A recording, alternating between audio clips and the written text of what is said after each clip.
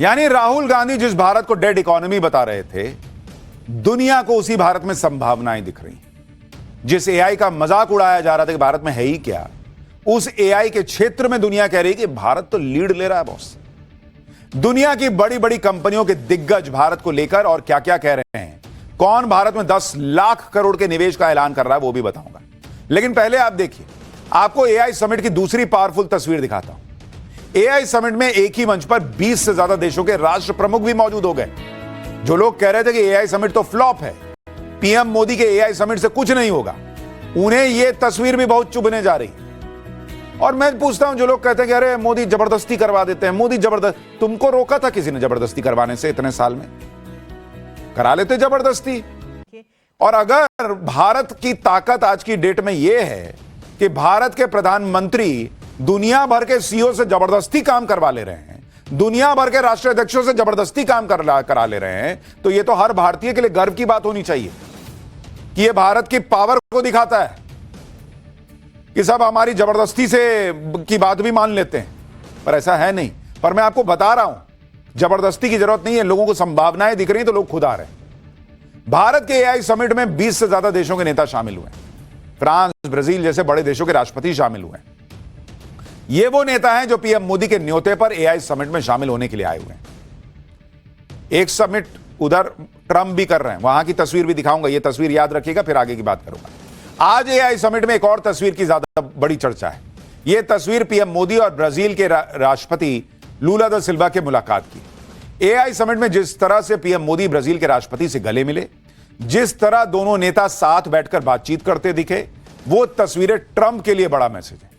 क्योंकि भारत और ब्राजील दोनों ब्रिक्स देश हैं, वो ब्रिक्स जिसके नाम से ही डोनाल्ड ट्रंप चिढ़ जाते हैं। भारत और ब्राजील वो देश हैं जिस पर ट्रंप ने सबसे ज्यादा 50% टैरिफ लगाया था। लेकिन ना तो पीएम मोदी ट्रंप के टैरिफ दबाव के आगे झुके और ना ही ब्राजील के राष्ट्रपति लूला दा सिल्वा, वो भी ट्रंप से भिड़ गए थे। अब ट्रंप को भी दिख रहा होगा कि भाई ये तो बहुत अच्छी इनकी केमिस्ट्री चल रही है। ये तस्वीरें ट्रंप के साथ साथ नेता विपक्ष राहुल गांधी को भी झटका देने वाली, क्योंकि राहुल गांधी तो यही माहौल बना रहे थे कि ट्रंप के सामने मोदी चौक कर गए, सरेंडर कर दिया। लेकिन आप देखिए कि पीएम मोदी तो फ्रांस से बड़ी बड़ी डील कर रहे हैं, ब्राजील से बड़ी बड़ी डील करने लगे हैं।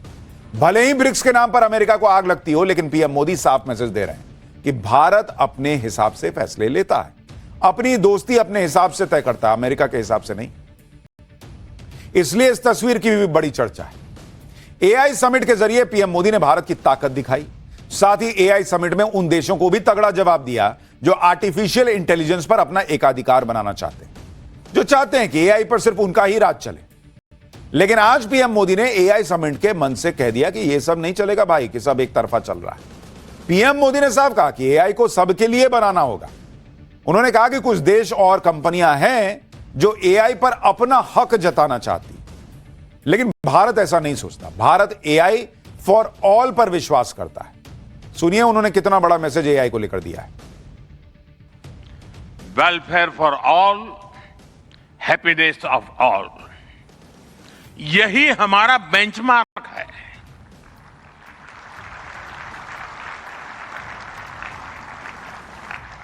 एआई के लिए इंसान सिर्फ डेटा पॉइंट न बन जाए, एआई को डेमोक्रेटाइज करना होगा, इसे इंक्लूजन और एम्पावरमेंट का माध्यम बनाना होगा, और विशेष रूप से ग्लोबल साउथ में कुछ देश और कंपनियां मानती है कि एआई एक स्ट्रैटेजिक एसेट है, इसलिए इसे कॉन्फिडेंशियल तरीके से डेवलप किया जाना चाहिए। लेकिन भारत की सोच अलग है। आइए हम ये संकल्प लें कि एआई को ग्लोबल कॉमन गुड के रूप में विकसित किया जाएगा। पीएम मोदी ने आज एआई को लेकर बड़ी बड़ी बातें कही। एआई को लेकर भारत का विजन क्या है, भारत क्या सोचता है, इसकी भी बात पीएम मोदी ने दुनिया के सामने एआई के लिए मानव विजन का मंत्र रखते हुए कही। इसमें मानव में एम का मतलब है मोरल और एथिकल गाइडलाइंस, यानी एआई नैतिक मूल्यों पर आधारित हो। ए का मतलब है अकाउंटेबल गवर्नेंस यानी पारदर्शी नियम और कड़ी निगरानी। एन का मतलब है नेशनल सोवरेनिटी यानी जिसका डेटा उसका अधिकार। ए का मतलब है एक्सेसिबल एंड एक्सक्लूसिव। इंक्लूसिव यानी एआई मोनोपोली नहीं मल्टीप्लायर बने। और वी से वैलिड एंड लेजिटिमेट यानी एआई कानून के दायरे में हो और वेरीफाइबल। इससे ये मानव बना और मानव जाति के लिए एआई हो, यह मैसेज चला गया। पीएम मोदी ने एआई को लेकर 3 सुझाव भी दिए। पहला सुझाव, एआई ट्रेनिंग के लिए क्लियर डेटा फ्रेमवर्क बनाना चाहिए। दूसरा सुझाव, एआई प्लेटफॉर्म अपने सेफ्टी रूल्स को क्लियर और पारदर्शी रखे। और तीसरा सुझाव कि एआई भले ही पावरफुल हो लेकिन उसकी दिशा इंसान ही तय करे।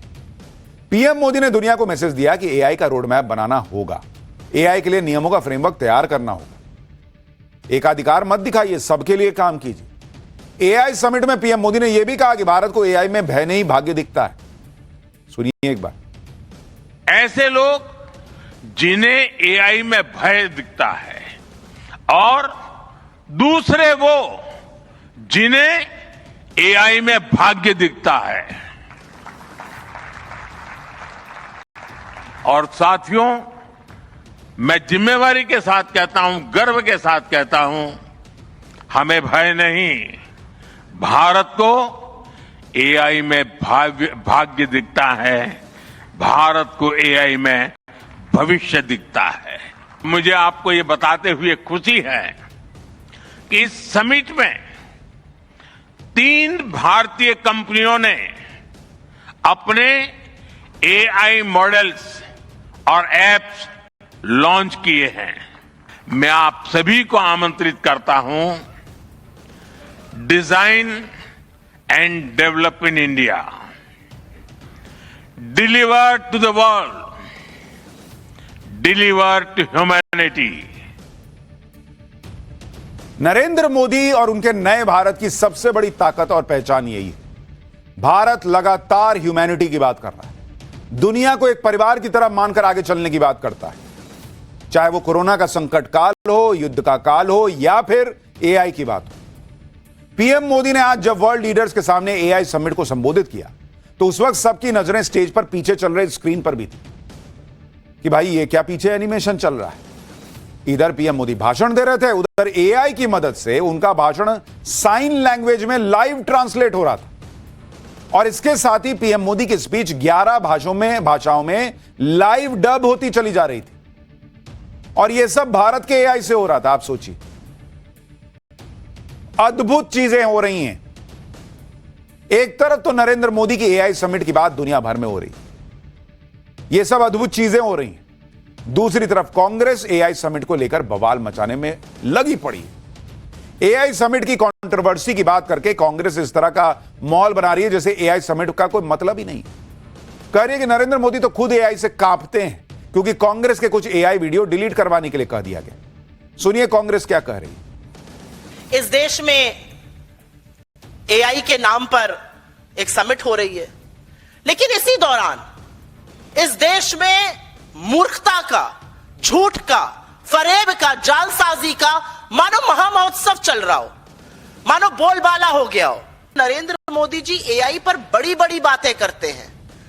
ये अलग बात है, वो एआई को आर्टिफिशियल इंटेलिजेंस के अलावा सब कुछ बताते हैं। वो एआई पर बड़ी बड़ी बातें करते हैं, वो आर्टिफिशियल इंटेलिजेंस से थर थर कांपते हैं। अरे भाई, सबमिट कराने से क्या होता है? किसी चीज का कोई सबमिट कराता, एआई सबमिट करा दिया तो आप समझ रहे हो कि आपने डिजिटल वर्ल्ड में अपनी एक जगह बना ली है, ये साबित करना चाहते हो? वो तो आदरणीय देश के प्रधानमंत्री जी को आदत ही है ऐसी कि भाई इतना बड़ा सबमिट हो रहा है, उसमें देखिए हमने ये कर दिया। उससे फायदा क्या हुआ? कितने लोग आए, कितने लोग इस हिंदुस्तान के लोगों ने इन्वॉल्वमेंट उसमें दिखाई, कितनी ऐसी कंपनियां थी, सब लोग बाहर से बुला लिए मेरे को लगता। कांग्रेस वालों को सिर्फ कमियां दिख रही और इसीलिए जब वो देश का इवेंट ना देखकर इसे नरेंद्र मोदी का इवेंट देखते हैं और इस तरह के बयान देते हैं तो पब्लिक चिढ़ जाती है उनसे, क्योंकि पब्लिक तो खाली मोदी नहीं देख रही, वो तो देश देख रही है कि भाई देश का रौला दिख रहा है, देश में इतना बड़ा इवेंट दिख रहा है। कांग्रेस यही बात समझती नहीं। इतना बड़ा समिट हो रहा है, बड़े बड़े टेक दिग्गज आ रहे हैं, दुनिया भर के बड़े बड़े नेता हैं, सब भारत की तारीफ कर रहे हैं, लेकिन कांग्रेस को यह सब नहीं दिख रहा, उसको सिर्फ कंट्रोवर्सी दिख रही। कांग्रेस को विदेशी नेताओं के बयान सुनने चाहिए जो कह रहे हैं कि 10 साल पहले जहां कुछ नहीं हुआ करता था वहां कैसे बदलाव हुआ। 10 साल पहले तक कांग्रेस के यही नेता कहते थे कि नरेंद्र मोदी कोई नई पहल कर रहे हैं तो इससे क्या ही बदल जाएगा। आप कांग्रेस के नेता पी चिदम्बरम की एक पुरानी बात और फ्रांस के राष्ट्रपति मैक्रों ने आज जो कहा है कि 10 साल में भारत में किस तरह का बदलाव आया, आप दोनों को सुनिए। वो फ्रांस के राष्ट्रपति हैं मैक्रों, नरेंद्र मोदी ने तो स्पीच लिख के नहीं दी होगी, लेकिन वो मैक्रों खड़े होकर गिना रहे हैं कि यार भारत में तो गजब बदलाव आया। और सुनिए चिदम्बरम क्या कहते थे। Go to your village fair, buy potatoes and tomatoes and pay 7 rupees 50 paisa by a credit card. What will the poor lady do? Does she have a POS machine there? Is it connected to a electricity source? Is there Wi-Fi there? 10 years ago, a street vendor in Mumbai could not open a bank account. No address, no papers, no access. And today the same vendor accepts payments on his phone. देखिए, दुनिया के बड़े बड़े राष्ट्रीय अध्यक्षों को दिख रहा है कि भारत में गजब चीज हो गई बॉस। कांग्रेस देखना नहीं चाहती या दिखाना नहीं चाहती। बड़े बड़े देशों को समझ में आता है बॉस कि यूपीआई क्या अद्भुत चीज है भारत में। कितने लोग आज की डेट में वॉलेट में पैसा लेके निकलते हैं, घटाखट यूपीआई से पेमेंट हो रहा है। काम आसान हो गया, ट्रांसपेरेंसी आ गई, पैसे के हर लेन देन का हिसाब हो गया, सो अलग। बदलाव साफ दिख रहा है, बस कांग्रेस शायद नहीं देखना चाह रही। आप यह भी देखें कि जिस वक्त कांग्रेस नरेंद्र मोदी को घेर रही है, उस वक्त नरेंद्र मोदी कैसे जबरदस्त तरीके से काम कर रहे हैं। एक ही दिन में आप देखिए कि आज पीएम मोदी ने क्या क्या किया है। पीएम मोदी ने एआई इंपैक्ट समिट का सुबह सुबह उद्घाटन किया। इसके बाद उन्होंने लीडर्स प्लेनरी में हिस्सा लिया। पीएम मोदी ने यूएई, नीदरलैंड, स्विट्जरलैंड और ग्रीस के नेताओं के साथ बायलैटरल मीटिंग भी कर ली दिन में। इसके बाद उन्होंने 50 से ज्यादा ग्लोबल सीईओज के साथ सीईओज फोरम में हिस्सा लिया। मतलब सुबह से लेकर रात तक पूरा पैक्ड कार्यक्रम। यह है नरेंद्र मोदी की मेहनत और उनका काम। और बात सिर्फ काम की नहीं है, काम की स्पीड की भी है। किस स्पीड से फैसले होते हैं और किस स्पीड से उनका इंप्लीमेंटेशन होता है, यह इंफोसिस के को फाउंडर नंदन निलेकनी से सुनिए। नंदन निलेकनी खुद बता रहे हैं कि पीएम मोदी के काम की स्पीड क्या है। सुनिए एक बार उनसे।